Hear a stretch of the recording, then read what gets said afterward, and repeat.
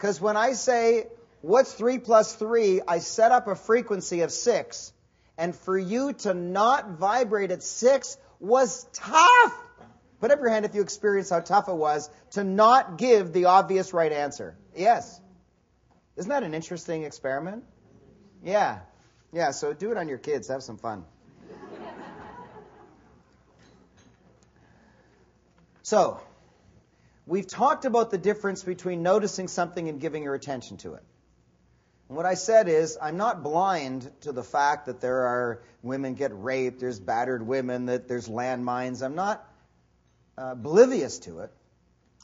I just don't give my attention to it. It's not as if I'm thinking that it's not important or that if a woman gets hurt, that doesn't matter. That's not that. It's rather that billions of things happen every second. Not just on the planet, just in this hotel room. Billions of things are happening every second. And so in the world, quadrillions of things are happening every second.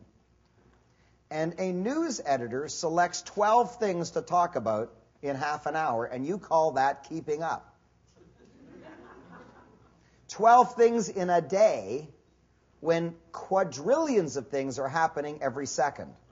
So A, you can't keep up. And B, why would you want to keep up with what somebody says is the news? You can have the news be whatever you want. My daughter lives in Victoria, BC, and inside Victoria there's a little farm. And she works at that farm. She called me with enormous glee a couple days ago that she assisted in the birth of some kids. The goat was pregnant and giving birth, and she was on duty at that time, and she assisted. She saw the kids coming out, and she saw it. She called me. That was the news that day. That was big news, and that was good news. So I don't need to keep up with what somebody says the news is. Here are the two secrets that I've learned for not pretending that bad things don't happen, but rather for handling a world in which bad and good things happen. How do you handle it so you don't get dragged into the bad? And here's my secret number one. I notice things and don't give attention to it. I notice things and don't give attention to it. A woman came to me at the break. She had a fear that interest rates were going up, and so she wanted to lock in a mortgage at a fixed rate.